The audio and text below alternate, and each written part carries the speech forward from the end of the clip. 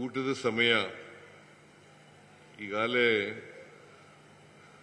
ಸುಮಾರು 50 ಭಾಗದಷ್ಟು ಖಾಲಿಯಾಗಿದ್ದಾರೆ.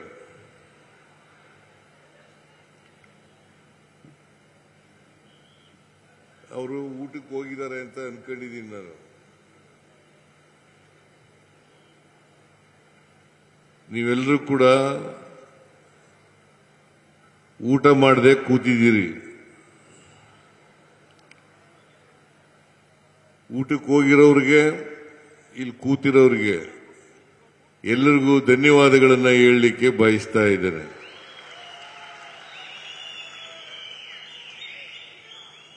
ಇನ್ನೊಂದು ಅರ್ಧ ಗಂಟೆಯಲ್ಲಿ ಮುಗಿದೋಯ್ತದೆ. ನಾವು ನಿಮಗೆ ಊಟ ಮಾಡಿಲ್ಲ ಅಲ್ವಾ? ಕೂತ್ಗಳೇ, ಕೂತು ಕೂತು ಕೂತು ಕೂತು.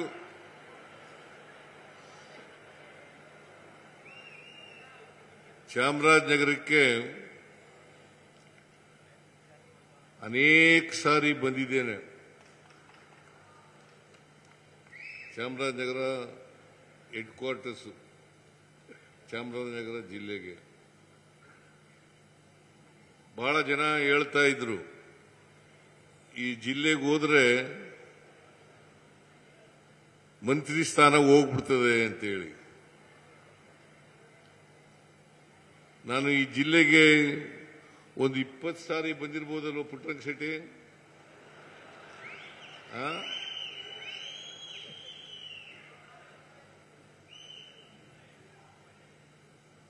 ಈ ಜಿಲ್ಲೆಗೆ ಮೂಢನಂಬಿಕೆ ಇದೆಯಲ್ಲ, ಈ ಜಿಲ್ಲೆಗೆ ಬಂದ್ರೆ ಅಧಿಕಾರ ಹೋಗ್ಬಿಡ್ತದೆ.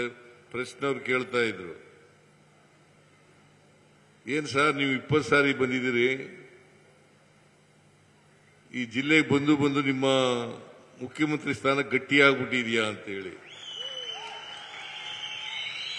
ಬರೀ ನನ್ನ ಸ್ಥಾನ ಗಟ್ಟಿಯಾಗಿಲ್ಲ, ನಮ್ಮ ಪಕ್ಷದ ಅಧಿಕಾರನೇ ಗಟ್ಟಿಯಾಗಿದೆ ಅಂತಕ್ಕಂಥ ಮಾತುಗಳನ್ನು ಹೇಳಲಿಕ್ಕೆ ಬಯಸ್ತಾ ಇದ್ದೇನೆ.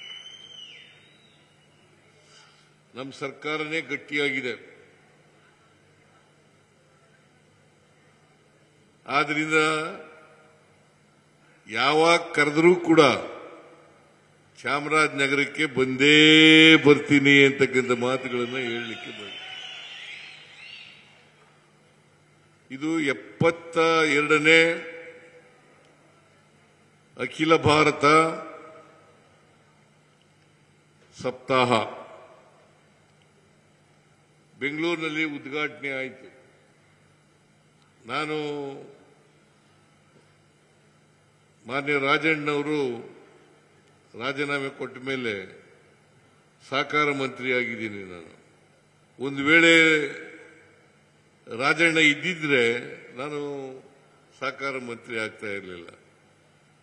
ಸಹಕಾರ ಮಂತ್ರಿಯಾಗಿ, ಮುಖ್ಯಮಂತ್ರಿಯಾಗಿ ಈ 72ನೇ ಸಹಕಾರ ಸಪ್ತಾಹದ ಉದ್ಘಾಟನೆಯನ್ನ ಮಾಡಿದ್ದೇನೆ.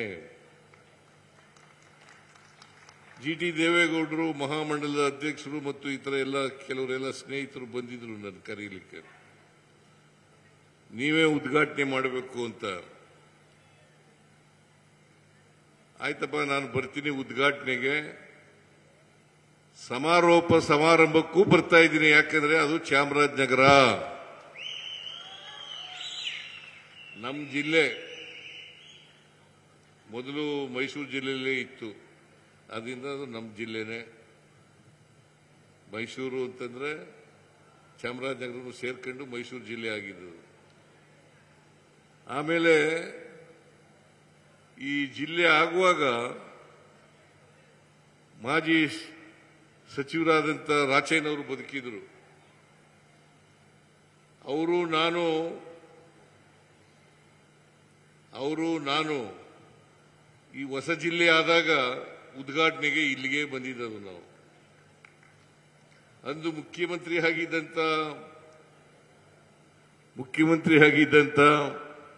ಜೆ.ಎಚ್. ಪಟೇಲ್ರು ಮಾದೇಶ್ವರನ ಬೆಟ್ಟದಲ್ಲಿ ಉದ್ಘಾಟನೆ ಮಾಡಿದ್ರು.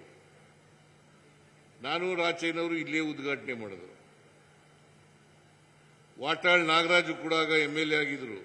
ಅವರು ಅಲ್ಲಿಗೆ ಹೋದ್ರು ಮಹದೇಶ್ವರನ ಬೆಟ್ಟಕ್ಕೆ. ನಾನು ರಾಚಯ್ಯನವರು ಇಬ್ರೂ ಉದ್ಘಾಟನೆ ಮಾಡಿದೋ.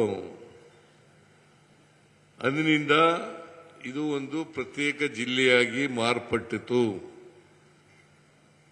ಈ ಜಿಲ್ಲೆಯಲ್ಲಿ ಈಗ ಸಹಕಾರ ಬ್ಯಾಂಕ್ ಇದೆ, ಹಾಲು ಉತ್ಪಾದಕರ ಸಹಕಾರ ಸಂಘನೂ ಕೂಡ ಯೂನಿಯನ್ ಇದೆ, ಮಿಲ್ಕ್ ಯೂನಿಯನ್ ಇದೆ. ನಂಜುಂಡ ಪ್ರಸಾದ್ ನೀವು ಕೋಆಪರೇಟಿವ್ ಯೂನಿಯನ್ ಅಧ್ಯಕ್ಷರು. ಈಗ ಇವ್ರಿಗೆ ಈ ವರ್ಷ ಸಹಕಾರ ರತ್ನ ಕೂಡ ಕೊಟ್ಟದೆ. ನಂಜುಂಡ ಅವರು ಪುಟ್ಟರಂಗ ಶೆಟ್ಟಿಗೂ ಸಹಕಾರ ರತ್ನ ಕೊಟ್ಟದೆ. ಇನ್ಯಾರಿಗೆ ಕೊಡ್ತು ಇಲ್ಲಿ ನಿಮ್ಮ ಜಿಲ್ಲೆಯಲ್ಲಿ? ಶಂಕರೇಗೌಡ ನರಸೀಪುರ ತಾಲೂಕು ನಮ್ಮ ಜಿಲ್ಲೆ. ಸಿದ್ದೇಗೌಡನಿಗೆ. ಇವರೆಲ್ಲ ಸಹಕಾರ ಸಂಘಗಳಲ್ಲಿ ಬಹಳ ದೀರ್ಘಕಾಲದಿಂದ ಕೆಲಸ ಮಾಡಿದ್ದಾರೆ. ಸಮಾಜದ ಅಭಿವೃದ್ಧಿಗಾಗಿ ಕೆಲಸ ಮಾಡಿದ್ದಾರೆ, ಸಹಕಾರಿಗಳಾಗಿ ಕೆಲಸ ಮಾಡಿದ್ದಾರೆ. ಅವ್ರಿಗೆಲ್ಲರಿಗೂ ಕೂಡ ಅಭಿನಂದನೆಗಳನ್ನು ಸಲ್ಲಿಸಲಿಕ್ಕೆ ಬಯಸ್ತಾ ಇದ್ದೇನೆ. ಇದೇ ಸಂದರ್ಭದಲ್ಲಿ ಮೈಸೂರು ಜಿಲ್ಲೆಯಲ್ಲಿ ಇಷ್ಟೊಂದು ದೊಡ್ಡ ಪ್ರಮಾಣದಲ್ಲಿ ಸಪ್ತಾಹ ನಡೀಬೇಕಾದ್ರೆ ಕಾರಣಕರ್ತರು, ಉಸ್ತುವಾರಿ ಸಚಿವರು ವೆಂಕಟೇಶ್ ಅವರು, ಮತ್ತೆ ಜಿಲ್ಲೆಯ ಎಲ್ಲ ಶಾಸಕರು AR ಕೃಷ್ಣಮೂರ್ತಿ, ಗಣೇಶ್ ಪ್ರಸಾದ್, ಮತ್ತೆ ಧ್ರುವ ನಾರಾಯಣ್ ದರ್ಶನ್ ಧ್ರುವ ನಾರಾಯಣ್, ಮಂಜುನಾಥ್ ಅನೂರು ಶಾಸಕರು, ಯಾರು, ಆಮೇಲೆ ಲೋಕಸಭಾ ಸದಸ್ಯ ಇವರೆಲ್ಲರಿಗೂ ಕೂಡ ಇಷ್ಟೊಂದು ದೊಡ್ಡ ಪ್ರಮಾಣದಲ್ಲಿ ಚಾಮರಾಜನಗರದಲ್ಲಿ ಹೆಚ್ಚು ಜನ ಸೇರಿಸಿ ಮಾಡ್ತಾ ಇರೋದ್ರಿಂದ, ಸಮಾರೋಪ ಸಭಾ ಮಾಡ್ತಾ ಇರೋದ್ರಿಂದ ಅವರೆಲ್ಲರಿಗೂ ಕೂಡ ಧನ್ಯವಾದಗಳನ್ನು ಹೇಳಲಿಕ್ಕೆ ಬಯಸ್ತಾ ಇದ್ದೇನೆ.